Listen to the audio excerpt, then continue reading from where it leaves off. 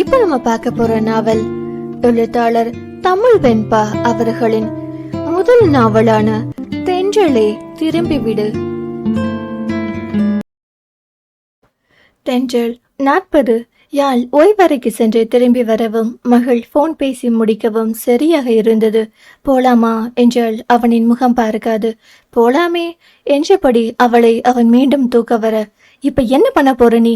ஆண்டவன் கொடுத்த 2 காலும் எனக்கு நல்லாவே இருக்கு, எனக்கு நடக்க தெரியும் என்றவள் எங்கே தூக்கிவிட போகிறானோ என்ற பதைப்பதைப்பில் விறுவிறுவென்று காரை நோக்கி முன்னே நடக்க தொடங்கிவிட்டாள். முழிக்கிறத பாரு முண்டக்கண்ணி, இதுல தாண்டி மாமனை மொத்தமா கவுத்துட்ட, லவ் யூடி பொண்டாட்டி என முனகியவன் உல்லாசமாய் மெல்ல விசில் எடுத்தபடியே அவளை தொடர்ந்தான். காரில் இளையராஜாவின் இன்னிசை மனதை வருட இருவரும் அமைதியாகவே வந்தனர். இந்த அருகாமையும் அது தந்த இதத்தையும் நிறைவையும் இருவரின் மனமுமே இழக்க விரும்பவில்லை போலும். மாலை 4 மணி அளவில் மகளனின் கார் அவர்கள் வீட்டை அடைந்திருந்தது. கார் நின்று விட்டதை கூட உணராமல் சீட்டில் கண்களை மூடி சாய்ந்திருந்த யாழை நெருங்கி, இப்பயாவது நீயே இறங்கி நடந்து வரியா, இல்ல நான் தான் தூக்கிட்டு போணுமா என சட்டையின் கைகளை மடித்து விட்டபடியே கேட்டான் மகள். அதில் திடுக்கிட்டு கண்களை திறந்து அரண்டு எழுந்தவள் பதில் ஏதும் சொல்லாமல் அவசரமாய் இறங்கி கொண்டாள். இறங்கிவிட்டாலும் அவளிடம் ஒரு நொடி தயக்கம். அவனும் சிரித்து கொண்டே வேகமாக இறங்கி அவளின் கரம் பற்றியபடி இணைந்து தனது வீட்டை நோக்கி நடக்க தொடங்கினான். ஒட்டுமொத்த குடும்பமே அவர்களுக்காக வாசலில் காத்து நின்றது. வாணி, மூர்த்தி, நடராஜன், பார்வதி, மது, லேகா, ரேவா, அவளின் கைக்குழந்தை பிரபா, அவனின் பெற்றோர் மகிக்கும் கவிக்கும் பியவாக இருக்கும் கோகுலும், இன்னும் சில உறவுகளும், அக்கம் பக்கத்தினர், அவர்கள் துணி கடையில் வேலை செய்பவர்கள் என அனைவரும் அவர்கள் வருவதற்காகவே காத்திருந்தனர். யாழை கண்டதும் ஓடி வந்து கட்டிக்கொண்டு 2 கன்னங்களிலும் மாறி மாறி முத்தம் வைத்தாள் மது. மகள் கொஞ்சம் பொறாமையுடன் அவளை பார்க்க அதை கவனித்தவள் மீண்டும் யாழுக்கு கன்னங்களில் இதழை அழுத்தி பதிக்க, இப்போது லேகாவும் ரேவாவும் கூட ஓடி வந்து அவளை கட்டி கொண்டனர். தொடர்ந்து அவர்கள் அவளை சின்ன குரலில் கேலி பேசி சிரிப்பதும் தெரிந்தது. அனைவரும் அவளை சூழ்ந்திருக்க தனித்து விடப்பட்டிருந்தான் மகள். அவன் தனிமையை போக்கவென பிரபாவும் கோகுலும் இணைந்து கொண்டனர். இருந்தும் அவன் மனமோ உற்ற நண்பனான கவியையே அந்த நொடி அதிகம் தேடியது. மற்றவர்களை விலக்கிவிட்டு வந்த வாணியும் பார்வதியும் இருவரையும் ஒன்றாக நிற்க வைத்து ஆழம் சுற்றி உள்ளே அழைத்து சென்றார். பூஜை அறையில் யாழை விளக்கேற்ற சொல்லி இறைவனை இருவரையும் நன்கு வணங்கி கொள்ள சொன்னார்கள். அதன் பிறகு அங்கு இருந்த பெரியவர்களிடமும் இருவரும் ஜோடியாக சேர்ந்து காலில் விழுந்து ஆசிர்வாதங்களை பெற்று கொண்டனர். இருவரையும் ஒரு சோஃபாவில் அமர வைத்தவர்கள் அடுத்ததாக பால் பழம் கொடுக்கும் சடங்கை செய்தனர். முதலில் மகளனிடம் கொடுக்க, எப்போதும் என் பொண்டாட்டிக்கு முதலிடம் கொடுக்கிறவனா, இப்பவும் அவளுக்கே முதல்ல கொடுங்க என்றான் அவன் மென்னகையோடு. பாருடி, உங்க அண்ணா கல்யாணமான அன்னைக்கே பொண்டாட்டி தாசன் ஆகிட்டாரு என லேகா மதுவிடம் கேலியாய் சொல்ல, மதுவோ எங்க அண்ணனை பார்த்து கத்துக்கோ என்பது போல பிரபாவை பார்த்து கொண்டு நின்றாள். இங்க பாரடி ரேவா, சைடு கேப்ல இங்க ஒரு ஜோடி டைட்டானிக் கப்பல் ஓட்டுறாங்க என்றாள். ரேவாவை இடித்து மதுவையும் பிரபாவையும் கண்காட்டி லேகா, பாருங்க என் புள்ளைய, நீங்களும் தான் இருக்கீங்களே என வாணியும் பார்வதியும் தம் தம் கணவன்மார்களின் காதுகளை கடிக்க, அங்கிருந்த ஆண்கள் அனைவரும் மொத்தமாய் சேர்ந்து மகளை முறைக்க ஈ என கடவாய் பற்கள் வரை காட்டி அசடு வழிய சிரித்து வைத்தான் மகள். அவன் கூறியதை போல் முதலில் பால் பழத்தை அவளிடம் கொடுக்க, மறுபேதும் சொல்லாமல் வாங்கி கொண்டாள் அவள். அவள் உண்டது போக மீதி பாதி மகளுக்கு கொடுக்கப்பட்டது. அவனும் மனநிறைவோடும் சந்தோஷத்தோடும் அதை வாங்கி உண்டு முடித்தான். டிராவல் பண்ணி வந்ததுல நீ டயர்டா இருப்ப, அதனால உன் ரூமுக்கு போய் ரெஸ்ட் எடு என மகளிடம் சொன்ன வாணி, அம்மாடி மது, யாழ உன் ரூமுக்கு கூட்டிட்டு போ, அவனும் ரெஸ்ட் எடுக்கட்டும் என்றார். மகள் ஒரு பரிதாப பார்வையை தனது தாயை நோக்கி வீச, போடா, இனிமே வாழ்க்கை போறா, அவ கூட தானே இருக்க போற, ஒரு 4 மணி நேரம் பிரிஞ்சிருந்தா ஒன்றும் குறைஞ்சிட மாட்டா என்றார் வாணி சிரிப்போடு. அப்போது மகள் அதே பரிதாப பார்வையை யூட்டர்ன் எடுத்து யாழின் பக்கம் செலுத்த, போடாங்கிறேன். அங்க என்னடா பார்வை உனக்கு என அவனை எழுப்பி முதுகில் கை வைத்து மாடிப்படிகளின் பக்கமாக தள்ளி கொண்டு சென்றார் வாணி. அங்கே வந்த மது, நீங்க போங்கம்மா, நான் அண்ணன் ரூம் வரைக்கும் கொண்டு விட்டுட்டு வரேன் எனவும் கேள்வியாய் பார்த்தாலும் எதுவும் கேட்காமல் சின்ன தலையசைப்பும் சிரிப்புமாய் சென்று விட்டார் வாணி. என்னடா பண்ண என் ஃப்ரெண்ட என்றாள் மது விழிகளை உருட்டி கோபம் போல். என்ன பண்ண? கல்யாணம் பண்ண என்றான் அசட்டையாய் அவன்.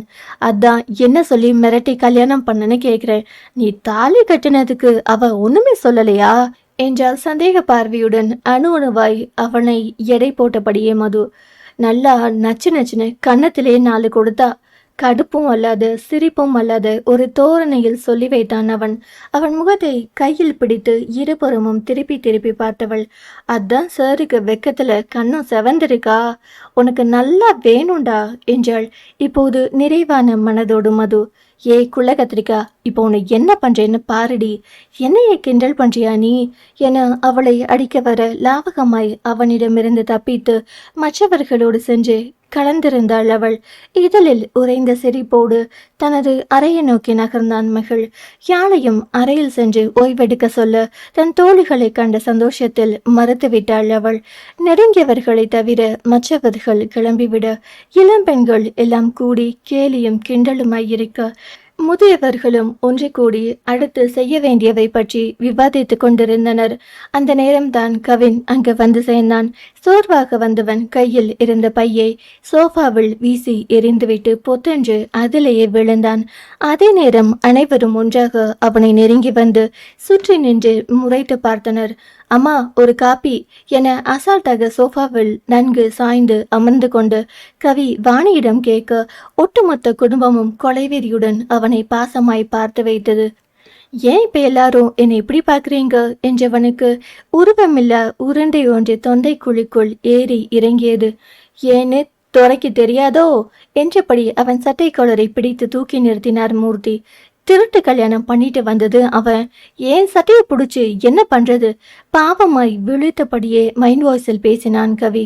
பின்னே அவரின் முன் அவன் வாயை திறந்திடத்தான் முடியுமா என்ன? ஆமாண்டா, பண்றத பண்ணிட்டு ஒண்ணுமே தெரியாத பச்சை புள்ள மாதிரி என்னன்னு கேட்கிறான் பாரு திருட்டு பையன் என அவன் முதுகில் சுல்லென்று 4 வைத்தார் நடராஜன். யோ, நீ எல்லாம் அப்பாவாயா? இல்ல தெரியாம தான் கேக்குறேன், அப்பாவா? ஒன்னும் தெரியாத புள்ளைய போட்டு இந்த அடி அடிக்கிற? வலித்த முதுகை தேய்த்து விட்டபடியே பரிதாபமாய் அவரை பார்த்து மனதில் குமரினான் அவன். அக்கா, எனக்கு அப்பவே தெரியும் இந்த பையன் மகளை கூட்டிட்டு காலங்காத்தால கிளம்புறப்பவே எனக்கு ஒரு சந்தேகம் வந்துச்சு. என்னடான்னு கேட்டா ஏதேதோ சொல்லி மழுப்புனா. இப்பதானே தெரியுது இப்படி ஒரு காரியத்தை பண்ணதான்னு இத்தனையும் என தன் பங்கை சிறப்பாக ஆற்றினார் பார்வதி. நீ ஒருத்தி போதுமா போட்டு கொடுத்து எனக்கு சமாதி கட்ட. ஃபார் யுவர் கைண்ட் இன்ஃபர்மேஷன், நான் அவனை கூட்டிட்டு போகல. அவன்தான் 4 மணிக்கு அலாரம் வச்சு எழுப்பி என்னை கூட்டிட்டு போனான். இதையும் அவன் மனதிற்குள் தான் புலம்ப வேண்டி இருந்தது. ஆமா பார்வதி, ஒன்னும் தெரியாத பிள்ளைய கூட்டிட்டு போய் என்ன காரியம் பண்ணி வச்சிருக்கான் பாருடி என வாணி சொல்ல, ஆமா ஆமா, ஒரு கல்யாணத்தை பண்ணி வச்சிருந்தா இந்நேரம் 4-5 பிள்ளைய பெற்றிருப்பான். அவனா ஒன்னும் தெரியாத புள்ள என நொடித்து கொண்டது அவனின் மனம். என்ன இருந்தாலும் நீ இப்படி பண்ணிருக்க கூடாது கவியண்ணா என்றாள் மது பாவமாய் அவனை பார்த்தபடி. அடியே குட்டிச்சாத்தான், குள்ள கத்திரிக்கா, நீயும் மாடி என பரிதாபமாய் அலறியது அவன் மனம். நீங்களானா இப்படி? லேகாவும் ரேவாவும் குவாரஸ் பாட தங்கச்சிங்கன்னு நினைச்சா எல்லா விஷமாவில் இருக்கு. நொந்து கொள்ள மட்டும்தான் முடிந்தது அவனால். இத உங்ககிட்ட எதிர்பார்க்கல பாஸ் என்றான் சோகமாய் கோகுலும் தன் பங்கிற்கு. மச்சான், என்ன இருந்தாலும் நீங்க இப்படி திருட்டு கல்யாணம் பண்ணுவீங்கன்னு நான் நினைச்சு கூட பார்க்கல என்றான் பிரபா தன் பங்கிற்கு நெஞ்சில் கை வைத்து.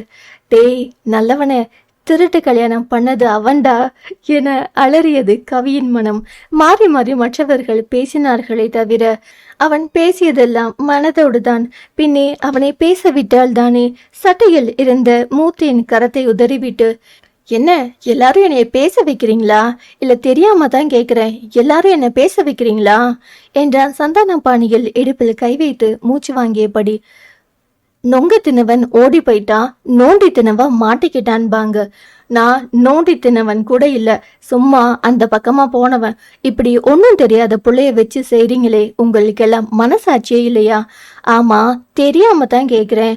கல்யாணம் பண்ணிக்கிட்டு வந்தானே உங்க சீமந்த புத்திரன், ஒன்னும் தெரியாத பச்சை மண்ணு, அதுகிட்ட யாராவது ஒரு வார்த்தை ஏன் குழந்தாய் இப்படி செய்தாய் அப்படின்னு கேட்டீங்களா? சொல்லுங்க, உங்க எல்லாரையும் தான் கேக்குறேன். யாராவது அவன்கிட்ட கேட்டீங்களா? ஊருக்கு இழிச்சவாயன் பிள்ளையார் கோவில் பூசாரின்ற மாதிரி ஏன் மேல பாயிறீங்க என்றான் கடுப்பாய் கவி. அது எப்படிடா கேட்க முடியும்? புள்ள இப்பதான் கல்யாணம் பண்ணிட்டு புது மாப்பிள்ளையா சிரிச்சுட்டே சந்தோஷமா வந்து நிக்கிறான். அவன்கிட்ட போய் என்னத்த எப்படின்னு கேக்குறது என்றார் பார்வதி. அதான எப்படி கேட்க முடியும் என்றனர் மற்றவர்களும் குவாரஸாக. அதான எப்படி உங்களால கேட்க முடியும்? அந்த பச்சை மண்ணு, ஒன்னும் தெரியாத பச்சை மண்ணு, ஒன்னும் தெரியாத குழந்தைய பார்த்தோன்னு எல்லாரும் வாய வாடகைக்குள்ள விட்டு இருப்பீங்க.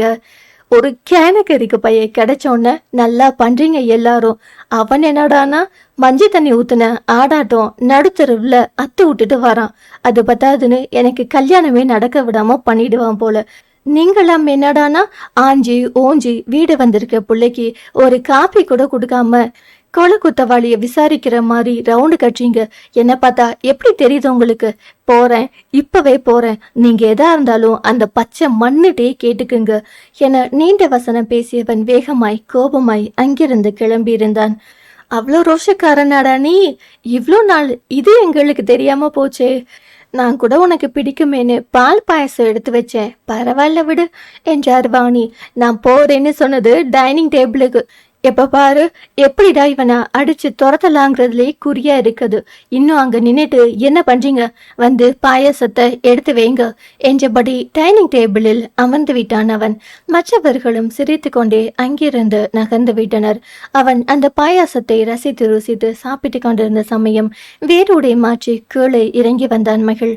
சாப்பிட்டு கொண்டிருந்த கவியின் கையை பிடித்தெழுக்க, இருடா சாப்பிட்டு வரேன் என்றவனை சிறிதும் பொருட்படுத்தாமல் இழுத்து கொண்டு ஒரு ஓரமாக அழைத்து வந்திருந்தான் அவன். கூடவே கோகுலையும் வர சொல்லியிருந்தான். அவர்களின் ஜவுளி கடைக்கு கோகுல் மேனேஜர் மட்டுமல்ல, இருவருக்கும் சகோதரனை போன்றவனும் கூட. அவனும் வரவே ரகசியமாக தனது திட்டத்தை அவர்களுக்கு விளக்கினான். அது எப்படி பாஸ் ஒரே நாள்ல என்றான் தயக்கமாய் கோகுல். அது எப்படி பாஸ் ஒரே நாள்ல என்றான் தயக்கமாய் கோகுல். அதான எப்படிடா முடியும் என்றான் கவியும். முடியணும், முடிஞ்சே ஆகணும் என்றான் தீர்க்கமாய் மகள். முடியாதுனா என இழுவையாய் நிறுத்தி கேள்வியாய் அவன் முகம் பார்த்தான் கவி. நீ தான் இப்படி கட்டாய கல்யாணம் பண்ண ஐடியா கொடுத்து தாலி வாங்கி கொடுத்து கூட்டிட்டு போனேன்னு நில்லாட்டா சொல்லுவேன். எங்க வீட்டுல உங்க வீட்டுல சொல்லுவேன், அவ்வளவுதான். பெருசா வேற ஒன்னும் இல்ல என்றான் தோள்களை குலுக்கியபடி இலகுவாக மகள். அடப்பாவி, இது ஒன்னே போதுமேடா என கவி வாயை பிளக்க. நல்ல வேலை எனக்கு லவ்வர் இல்ல என்றான் கோகுல் நிம்மதி பெருமூச்சோடு. வேலை இருக்குல்ல செல்லம், நான் சொன்னதை செய்யல அது இருக்காது என்றவன் இருவர் கன்னங்களை தட்டி கன்சிமிட்டி சிரித்தபடி வெளியே சென்று விட்டான். இவர்கள்தான் வாயை பிளந்தபடி அவனை ஆவென திகைத்து பார்த்து கொண்டிருந்தனர். அப்போது அங்கு வந்த வாணி, இப்ப எங்கடா போறான்? கல்யாணமான அன்னைக்கு வெளியே எங்கேயும் போக கூடாதுன்னு தெரியாது என கவியை கேட்க, உங்க பையன் எல்லாத்தையும் என்கிட்ட சொல்லிட்டு தான் செய்யறான் பாருங்க. அதோ தானே போறான், அவங்கிட்டே கேட்க வேண்டியதானே என்றான் கடுப்பாய். அது எப்படிடா வெளியே போற பிள்ளைகிட்ட எங்க போறேன்னு கேட்க முடியும் என்றார் அப்பாவியாய் வாணி. அம்மா வேண்டா, மறுபடியும் என்ன பேச வைக்காதீங்க என்றவன் விறுவிறுவென உள்ளே சென்று விட கோகுலும் அவனை பின்தொடர்ந்து சென்று விட்டான். இப்ப என்ன கேட்டுட்டேன்னு இவனுங்க முறுக்கிக்கிட்டு போறானுங்க என முனகியபடியே தானும் தனது வேலைகளை பார்க்க சென்றார் வாணி. தொடரும். அடுத்த அத்தியாயம் நாளை கேட்கலாம். கதையை தொடர்ந்து கேட்கணும்னா சேனலை சப்ஸ்கிரைப் பண்ணுங்க. நன்றி. பேசும் கதைகளின் குரலாய் நான் மனோசங்கரி.